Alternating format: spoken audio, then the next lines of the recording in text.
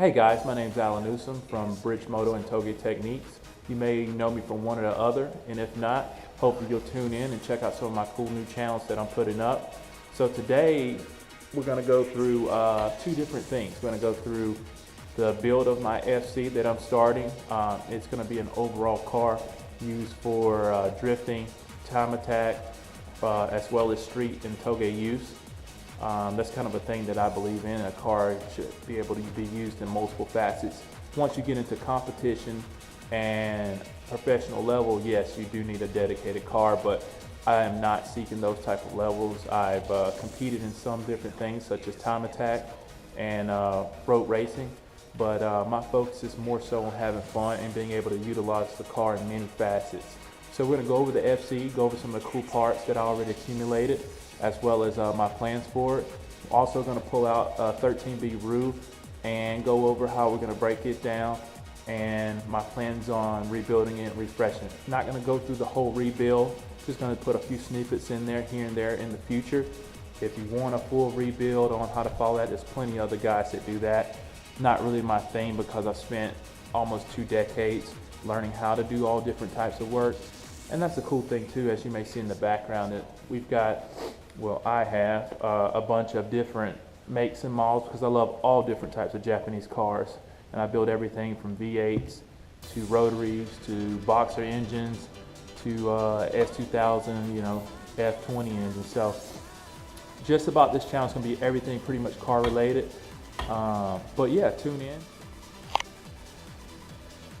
So I figure I'll start this video off actually inside the car versus outside to give you a little bit of the aesthetics and the condition. Like I said, it's a 90 RX-7 GTU. As you can see, it's one of the few ones that had the actual 8,000 RPMs on the tach, and which I actually like because the 13B roof swap, that's actually about where they red line as well.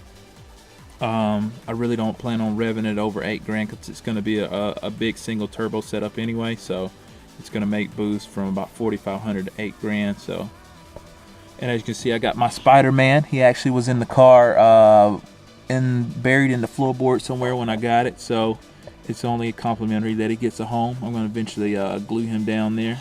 But yeah, it's got your normal, as you can see, possibly without the sun there. There we go. Got your oil pressure and your fuel, obviously, voltage and temp. So I'm going to be adding AFR and a boost that's going to be somewhere super clean. Possibly down in this area here. I want it really clean. One of the biggest things that I care about is the creature comforts and aesthetics of a car when I'm driving it. So the dash is nice and not cracked. I actually replaced this panel with an OEM brand new one, and but overall the leather replica style finish and whatnot is very nice, and the door panel's in great shape. The seats also in great shape, which I actually like the way these seats hug. They have strong bolsters, which make them super comfortable. And the traditional auto seat belt is a cool feature that I like on a lot of 80s cars like my S13. We'll get to that one later. I built an RB25 for it, which is sitting on the engine stand. That's another video. But no, I really love the auto seat belt. Some guys don't like that. They like the S4 model better, but I prefer the S5 car. Some of the interesting things they did on the GTU was they put the roll-up windows, but they added a sunroof. I don't know if you can see that because of reflection, but it's an electric sunroof with manual windows, and the locks are manual as well. So interesting setup how they did that from the factory. Was a factory security car, which I'm going to revitalize as well. Other than that, I mean, it's your run-of-the-mill FC3S. Obviously going to have to do a new windshield. It's got a crack in there. I don't know if you can see it from the reflection. But interior wise, it's really damn good. This is all original. Haven't even really cleaned it yet. I just vacuumed it. I haven't shampooed it, so I think once I shampoo it, all of that's gonna come to life and be really nice. But yeah, that's all it really needs is a good shampoo. Now, one of the cool upgrades that I've already done to this car is I had Top Garage, my buddy Chris, make me a cage, but I wanted the cage to fit around the interior, which I'm big about, as I spoke about earlier, especially with this car being clean. So we just did a half cage, and I kind of showed him where I preferred it marked, and he did that. And as you can see, he's so good, man. You can see this whole seat is Cadillac back, and you still have space. So for Touge runs, stuff like that, if I end up flipping this car, it is fairly replaceable. So I don't mind putting the cage in it and being able to move things over. But no, it's going to be a super clean car when I'm done. It's got your factory bins that are really clean. But yeah, other than that, you can see the cage. You see how I made it around the interior. Yeah, keeps me safe, and I'll be able to add some harnesses if I decide to swap the seat outs to a full racing BridgeMoto seat. So now on to the exterior. I just want to see what the car looks like, so let's get to that. Like I said, it's original GTU car. The first thing you'll probably notice is this front end. It actually came fully stock, original front end that when I picked this car up from Curtis of K1 Built. But I recently acquired this FC2000 REM Rotary Extreme front bumper in full kit with hella lights and signals and whatnot. And to make this car look pretty much more aggressive, actually this kit was made back in 2005, so it's an original kit that never got assembled or used. And I was able to pick it up when I scooped up on RX-7 from a old rotary head, and I think it's going to look awesome on the car. This is just a test fitment. It's not bolted at all, literally just snugged up just to see what it'll look like. But I think it's going to look awesome with the full car, and really give it some sharp edging to the body style. The next thing you'll probably notice, obviously, is I've got the Turbo 2 hood, which one of the best looking hoods on these cars, in my opinion, and out of the 80s. Very little offset, if you notice, straight on. The factory kind of designed this hood where it would sit a little bit to USD driver's side, and that's just so the air would properly hit the top mount intercooler that these Turbo 2 cars came with. Third is the AW7 REM wheels that you see on it. These are pretty sweet and very, very time correct.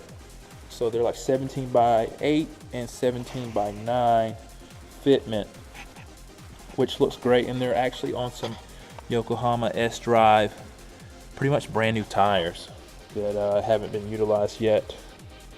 You can see a little bit more of the cage work, how clean it is around the interior. Once again, Top Garage does excellent work. Chris, very much like myself in the sense of fully independent, solo owner shop. So definitely go hit him up for all your cage work. One of the things I do too like about this car is the sunroof with the actual hard non-glass top, which helps you pass through some global time attack as well as grid life track battle rules and regulations on having to replace the glass. So that's great if I ever decide to run in a particular time attack class. I don't have to replace that. Other than that, you probably see these wheels sitting over here. I am a wheel head, so to speak. But only in application, because I love to utilize this stuff. I wouldn't buy it if I didn't have something I was going to put it on. So these are the Mazda Speed MSO01s, which are made by Rays out of Japan. They're 17x9s. So Rays Engineering makes these, and they are a true two-piece design, so you can put them in a whole new wheel setup if you want, or just use the spoke face and step it up to an 18. And then recently acquired basically the same wheel, but this is the competition series, Mazda Speed MS01 Comp or competition. And so I've got basically 3 wheel setups for this one car, but what I'll do is I'll end up keeping the Aria Mimia ones as the street tires because they're already mounted and they're brand new, and I'll end up putting some super aggressive tires on the competitions for some, exhibition time attack use. I am out of North Georgia, so I live literally in the mountains, and the cool thing about that is AMP is literally 30 minutes from me, which is Atlanta Motorsports Park, so I can do a lot of driving there. And Road Atlanta is only 1 hour, so it's a pretty frequent place. Now we're going to go on to some of the parts that I have for this car for the engine build, because I know you guys love performance. See, here is the Haltech fully terminated engine harness for a 13B swap into basically anything. And I was actually the first person to ever get this full harness and 1500 kit for the 13B. I was in the process of accumulating all the things that I needed to start this build, and I hit up Haltech, and they were actually in the process of working this harness and whole package deal when I was requesting it. So I was the first one on board to get that received and shipped out, and so I'm happy to basically showcase the great products that they make and customer service as well on finishing this car and having it ripped. So let's go over some of these parts.